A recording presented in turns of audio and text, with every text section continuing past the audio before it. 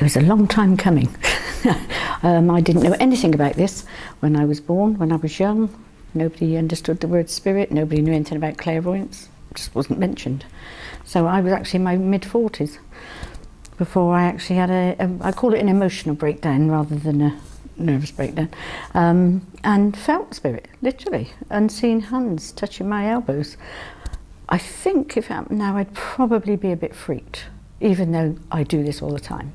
But because I wasn't very well at the time, it was like, oh, thanks, flatlining. So it was from then, and I got up the next morning, I thought, well, that was a bit weird. So in this work, we use the word impressed a lot. It's like a thought that keeps coming in your mind. So I was impressed to go to the local spiritualist church. So off I trotted, sat in there, nothing happened. But it was nice, it was quiet, and at the state I was in, it was, refreshing, so I kept going. Then I got invited to join what they call an open circle, where you all sit round in a low light, all the things that people talk about that's weird about this work.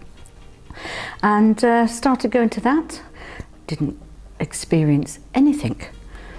I kept going every week, they were nice people, it was somewhere to go. And the medium that used to run it, she used to come round afterwards and say, well, what did you experience? And everybody would be saying, oh, I saw this blue light or a butterfly, or I've got your Auntie Mary here. And every time she come to me, I said, well, actually, I ain't got anything. Because nobody ever told me what it was I was expecting.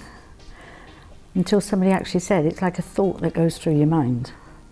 And I'd been sat there for months expecting to see actually people walking up and down this circle. And trying not to chuckle to myself because everybody was sat there like this with their eyes closed. So I kept peeking. But yeah, it was from then. And the first time I actually made a connection, that was when I thought, this is really odd. I want to understand this because I was a civil servant at the time. I was only a PA, but we're a breed apart, aren't we? Want to know how things work. So I then started exploring it a little bit more and going to several places just to listen to people and read books and everything like that. And then I moved to London with my day job, and there is a fountain of information, and the College of Psychic Studies is one of the places, and the Spiritist Association of Great Britain, the SAGB. So I went to various courses and lots of training. I met, again, really nice people.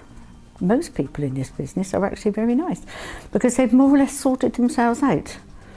Because along with understanding the work, you are actually processing and developing yourself. It just comes with the territory. And you deal with people's trauma and you deal with upsets in people's lives and when they're lost and everything like that. So you've got to have really done a fair bit of emotional work on yourself, I think, to be able to connect with people.